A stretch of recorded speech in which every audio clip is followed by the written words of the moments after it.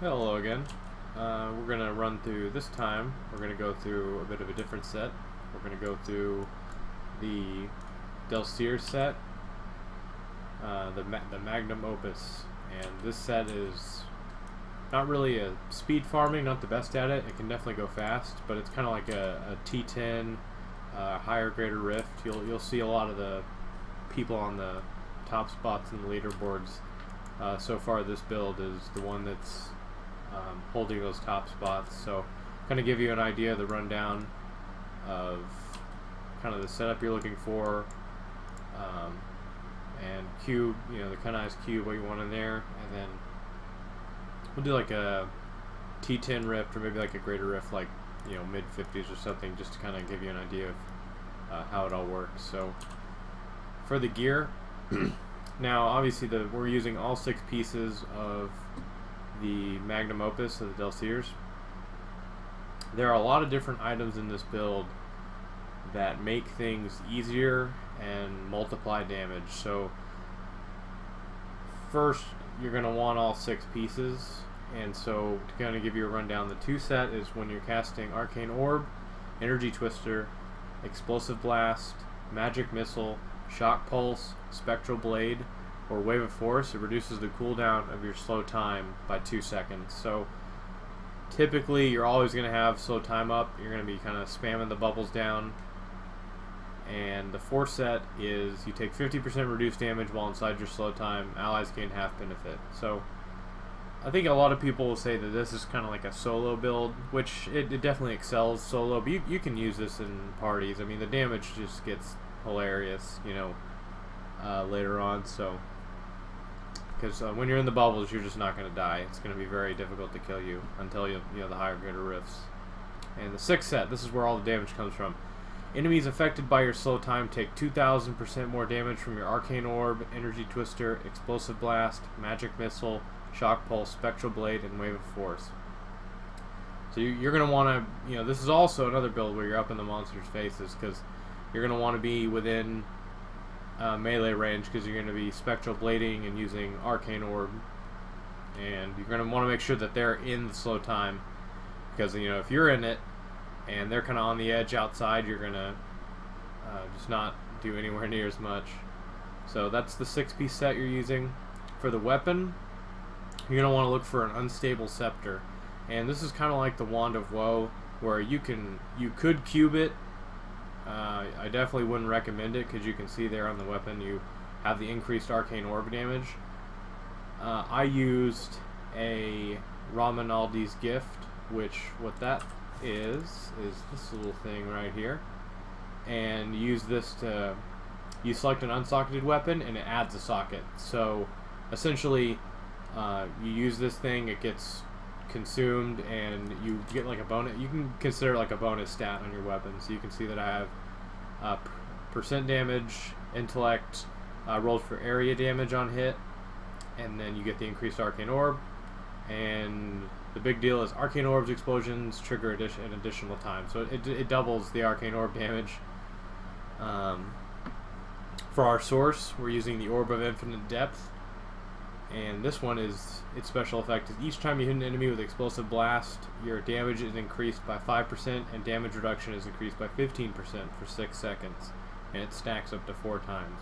So this is another damage and defensive buff. So you can start to see how between this, the 6-piece set, the Unstable Scepter, and the Orb of Infinite Depth, how the more items you get, the more the build starts to stack, and the more damage and defense you get. So the bracers we're using are the Ancient Parthan Defenders, and these are each stunned enemy within 25 yards reduces your damage taken by 11%. So you'll see the synergy with one of the cubed items later, but this is just another defensive item, and it works really, really well. Rolled arcane damage for the percent there. For the rings, using a Convention of the Elements, I got lucky, somehow I rolled the 200% on this one, and it actually has Thorns damage. So I like using this one just for the increased damage, because it'll always go Arcane, Cold, Fire, Holy, Lightning, Physical, Poison, which you can't really in a Rift, time it, because you're always going to be spamming arcane damage, but definitely helps. And then this is another big two-piece. So the ring is the compass rose, and the 2-set with the neck piece is while moving, damage taken is reduced by up to 50%, and while standing still, damage dealt is increased to up to 100%. And you're going to be standing still a lot when you're meleeing and fighting, so it's another double damage sort of mechanic that it works out. So you can see right there at stopping for directions, your damage dealt increase, and you can see it kind of change when you're moving. You see that other one stacking up to 50 right there. And finally, the belt, the Shame of Delsere. So this helps a lot with again, it works with another cube item, but your signature spells attack 50% faster and restore 10 arcane power. And if you don't know what signature spells are, they are your primary. So Magic Missile, Shock Pulse, Spectral Blade, and Electrocute. So whenever, these attack up to 50% faster. So you can see the attack speed now, and we'll take it off. So it increases that attack speed, and you restore 10 arcane power, which is important for another part of the build. So we'll go over and look at the cube dodges before we run through the skills. So very, very important. This is enormous for damage. Triumvirate, which is a legendary source. Your signature spells increase the damage of Arcane Orb by 200% for 6 seconds, stacking up to 3 times. So this is 600% Arcane Orb damage once fully stacked. So you can see that little buff right here. Whenever you use a signature spell, you don't even have to hit anything. It's stacked up to 3 times and it increases the Arcane Orb damage. So this is a huge, huge cube item. And again, it's a stacking game with this kind of stuff between all of the items. For the armor slot, we're using the Aquila Cuirass. This is just a normal legendary, but while above 90% primary resource, all damage taken is reduced by 50%. So that's why we have like 40 million toughness right now. You can see if we kind of dip below that 30 or 90% threshold, it dips way down. And the reason the Shame of Delsere is such a good belt is because you can see that your signature spells restore 10 arcane power. This is going to keep you topped off at almost all times because you're attacking so quickly, you're regenerating so much that you're always going to be above 90%. So you get just a passive 50% damage reduction almost. And the ring we're using is the Halo of, I guess, Arlisle or Ilis. I don't know how to pronounce it. But anyway, the important part is that your ice armor now reduces the damage from melee attacks by 60% and automatically casts Frost Nova whenever you take 10% of your life in damage.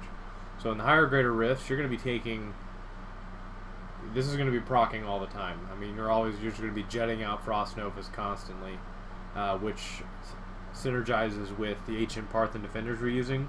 So you just get more damage reduction for each enemy you're stunning.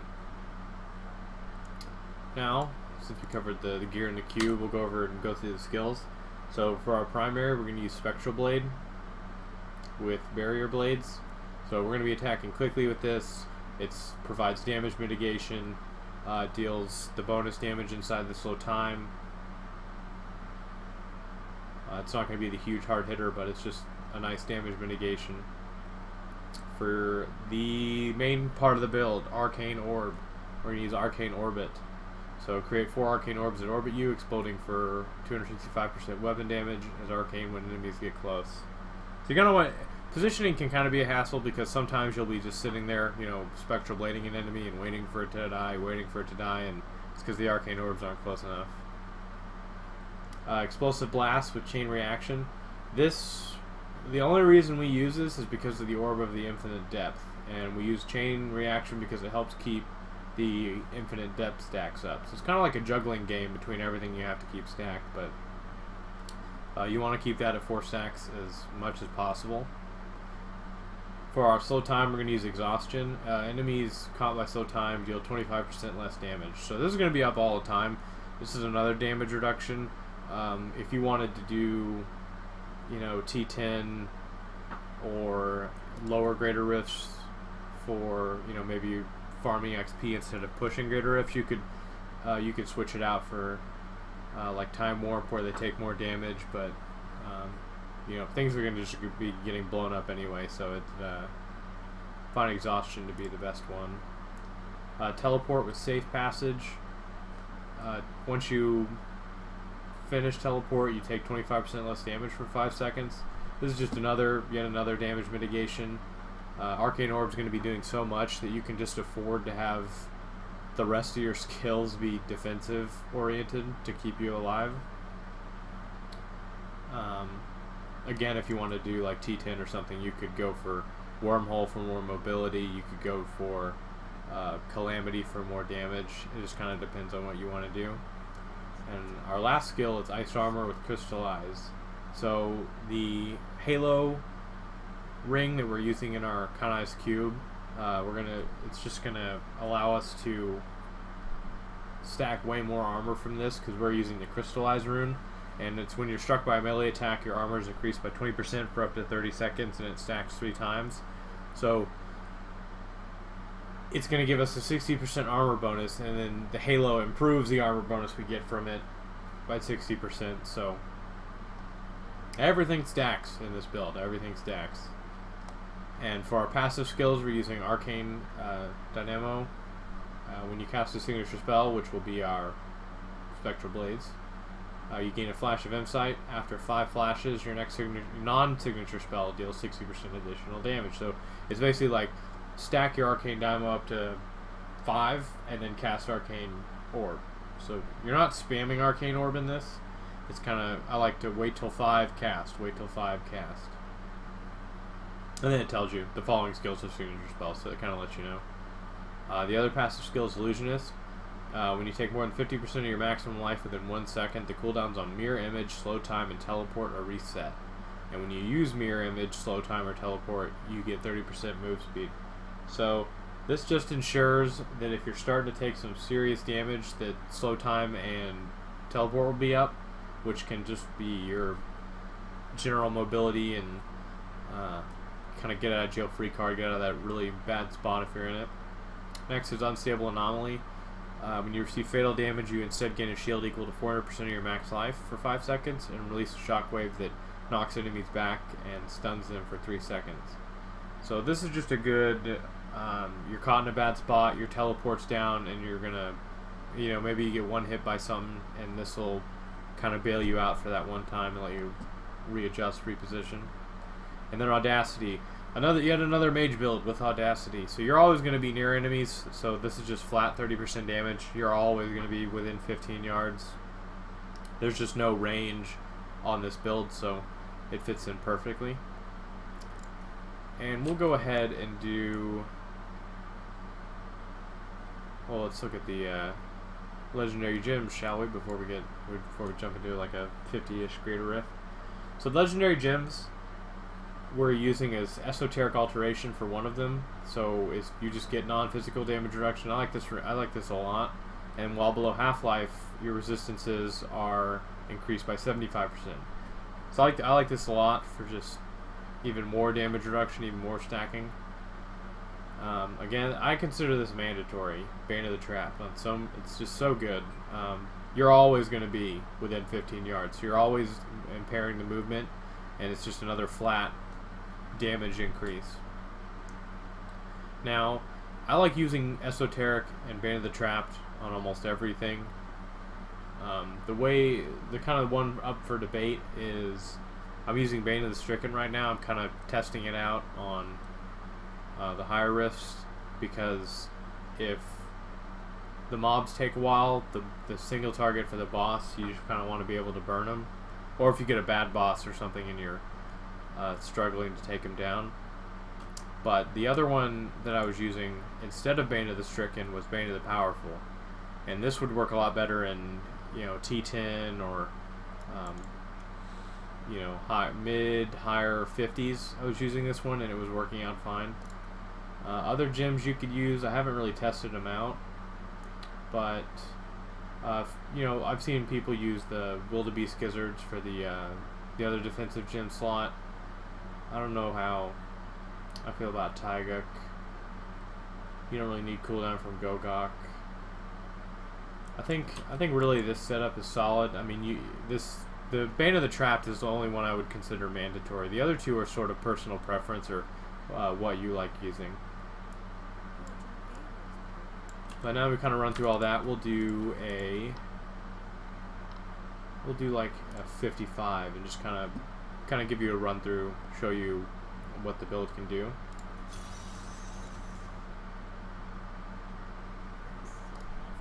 So, put on ice armor, and then we'll look for the first victims. So essentially, you're always going to be dropping your time bubbles everywhere. You want to always be inside of the slow time for the damage reduction and the damage you're going to be dealing. Because you also want the enemies to be caught into it, or else you're not going to deal any damage to them. So,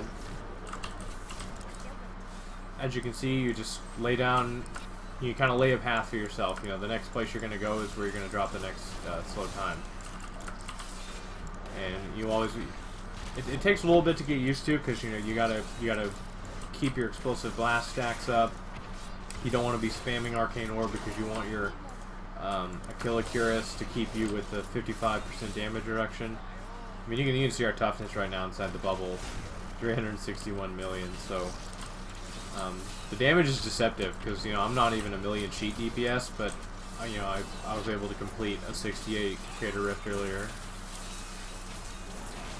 because the build just has so many things stacking around Arcane Orb.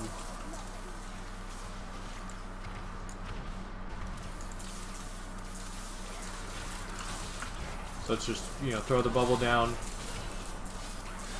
Every now and then, you know, wait till you get 5 Arcane Dynamo stacks, repress the Arcane Orb, and then keep basically Explosive Blast on cooldown to keep it stacked up for the damage reduction and also the damage bonus, because it's 20% damage bonus. You just kind of, we can stop getting feared. You just, you know, lay the slow time bubble out. And just carve a path for yourself. Everything just sort of explodes. I mean, T10 would be a joke for it. It's just, this isn't like a speed farming. You could definitely go fast with it, but something like the Wanda Woe setup would definitely be more suited. But I mean, you can see this build just, I mean, I don't have all that many ancient pieces, but I mean, you could, I mean, Rift 55 isn't even a challenge for this. I mean, there's pop.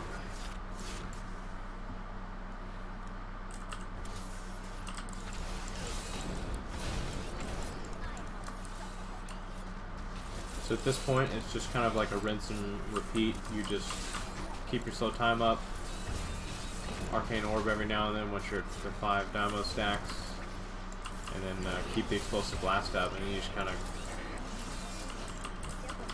crush everything. And you can also see the, well, not then, but you can see how everything got frozen when they hit me. We'll let one of these guys.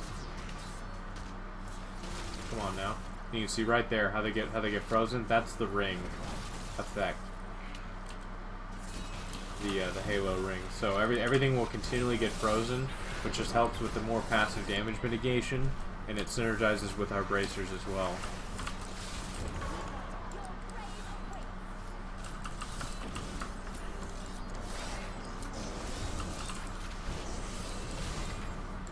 Shielding. And you can take a lot of punishment. I mean, up until the Greater Rifts, you don't even have to move. I mean, I can just stand in this all day if I wanted to, and it doesn't really affect you. So the lower Greater Rifts, that's why I said you don't have to use like a defensive gem, but once you're higher up, you're definitely going to want to take either. I don't know if I'd take 2.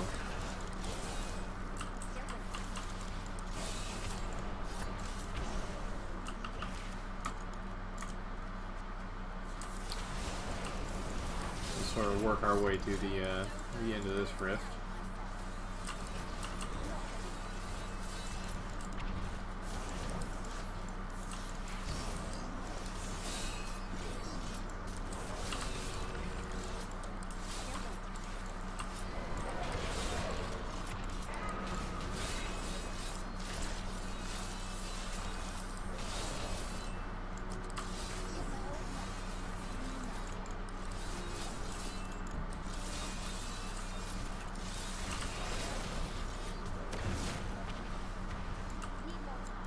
And again, you gotta kind of just make sure you're thinking ahead, because a lot of the times when if you do die with this build, it kind of comes down to two things. It's, you know, oh, we're finally starting to take damage here.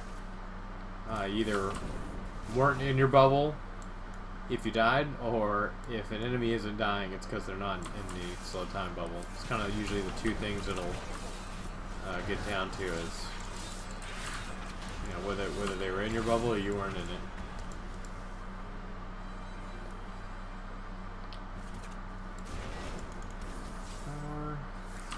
It's a well-timed power. Help us chew through this boss.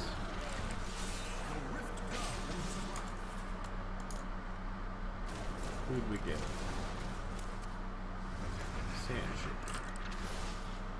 Now, and some of the bosses you can get aren't actually that bad, just because they'll have smaller things damaging you, and so they're always proccing your halo, and so they just sit there, and, you know, 85% of the fight is them just being stunned.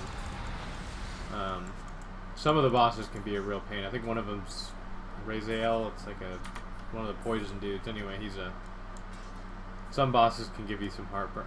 Ooh, it's a Traveler's Pledge. That could be good.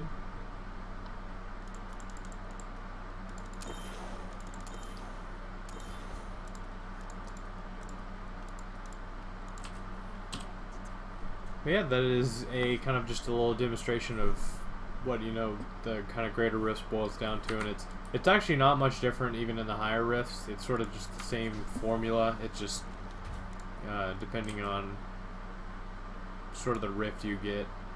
We'll go ahead and identify this, see if it's any good.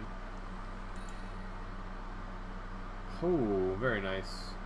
So we got area damage, crit hit damage, and we'll probably roll off that regular damage. Wow, that's an upgrade, so that's pretty sweet. Anyway, that's the Delsere's Magnum Opus set. Hope you enjoyed the video. Thanks.